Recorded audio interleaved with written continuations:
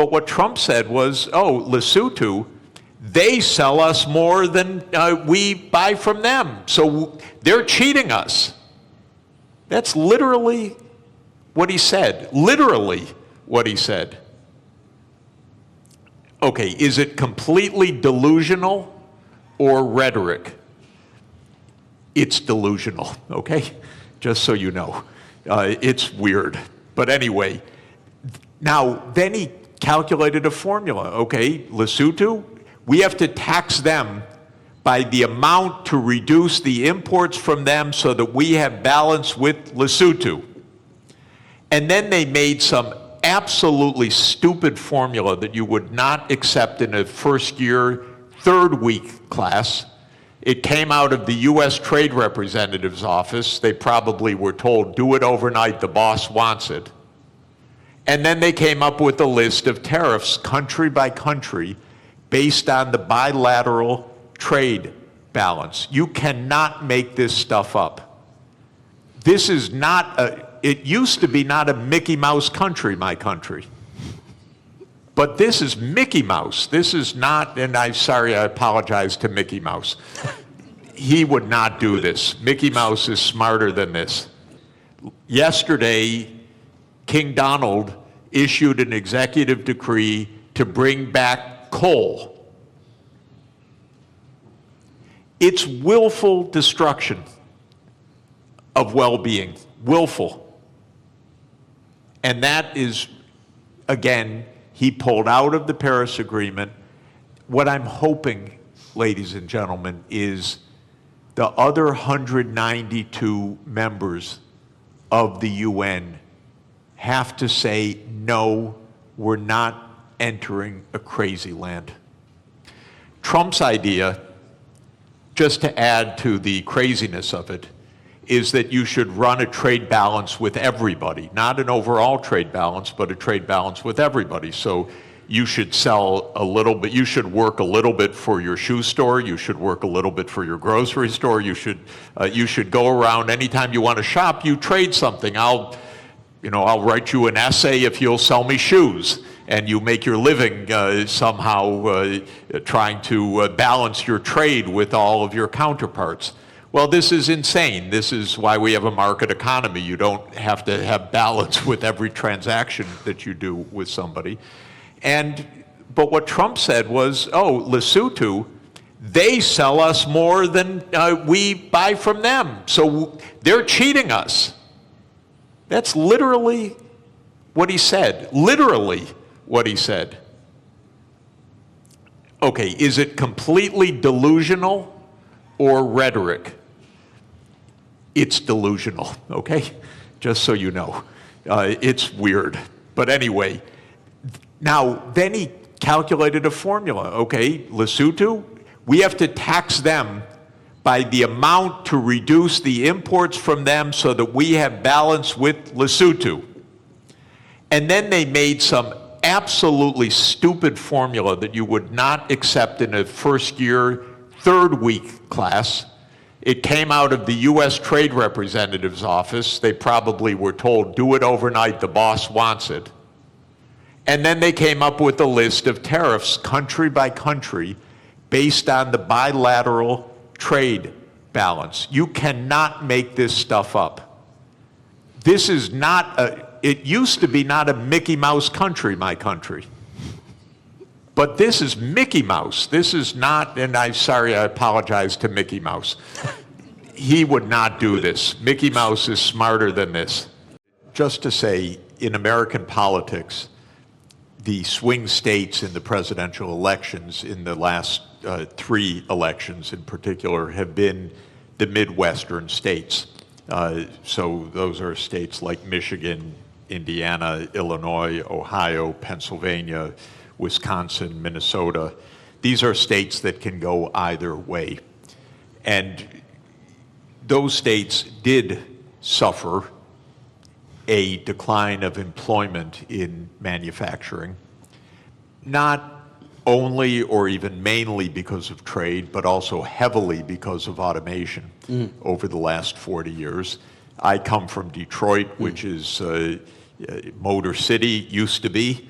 I used to go when young on school field trips to see the assembly lines, and there were actually workers on the assembly line.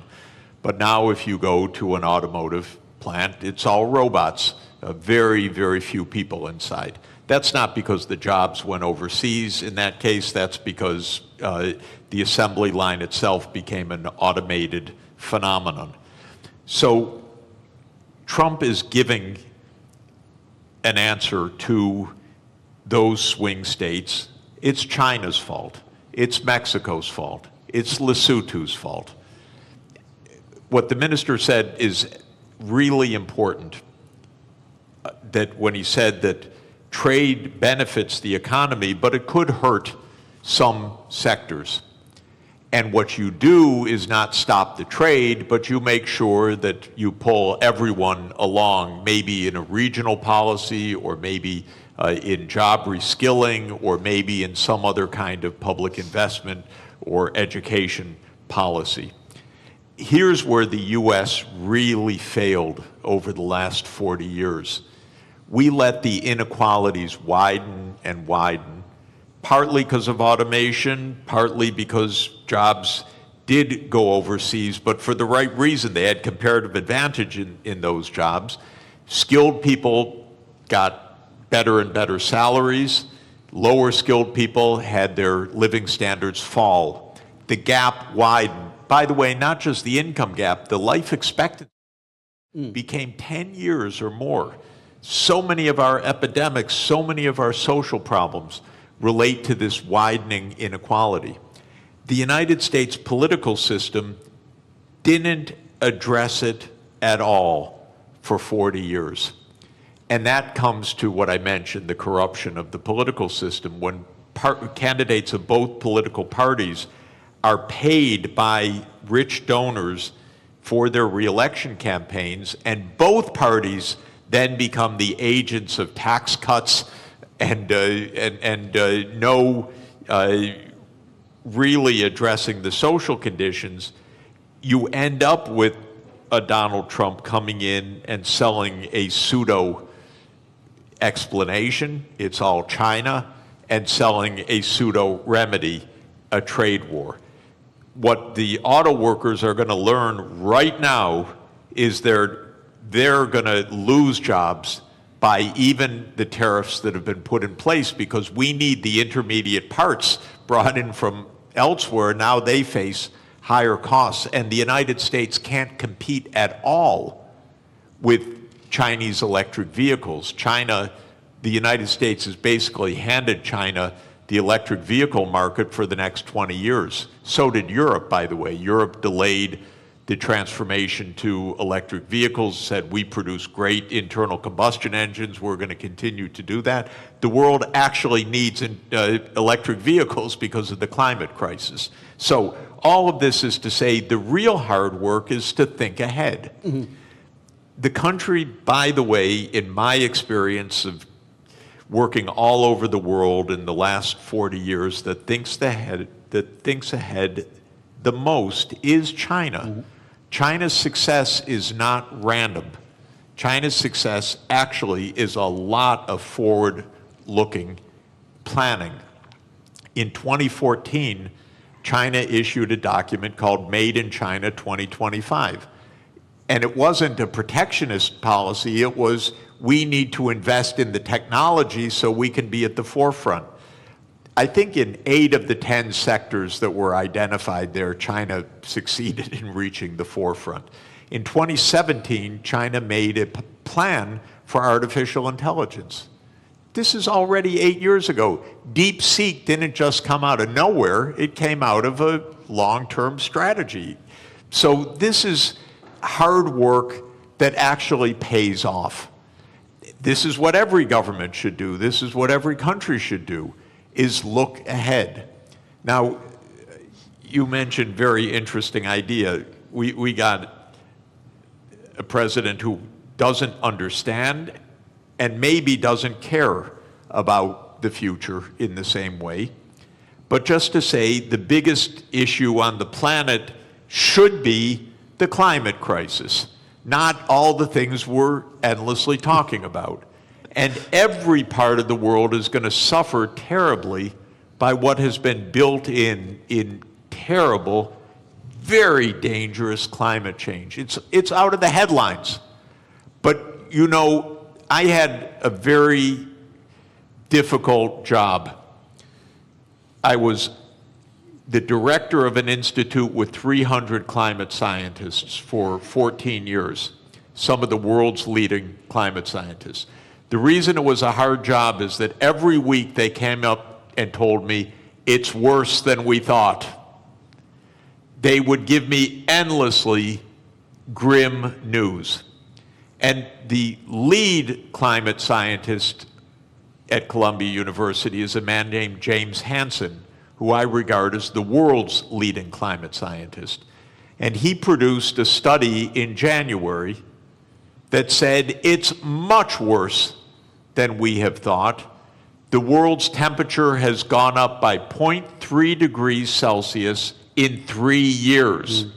We have had 21 months of the last 22 above 1.5 degrees. That's the new baseline, by the way. That's not because of an El Nino effect. That's the new baseline. We already blew the limit that we set 10 years ago in Paris that we said we would not exceed. We're already above it. And what Hansen says is we're rising at an accelerating rate. Now the average rate is probably between 0.3 and 0.4 degrees Celsius per decade now on average. So we'll be at 2 degrees excess. What all of this means is profound danger 20 years from now, 25, 30, but we're already seeing terrible danger today. I don't want to minimize what's already happening. Los Angeles burned down, massive forest fires in Korea last week. It's everywhere. My wife and I are nonstop traveling. Every single place we go is some kind of climate crisis, literally. It's a drought, it's floods, it's heat waves, it's pest infestations, it's forest fires.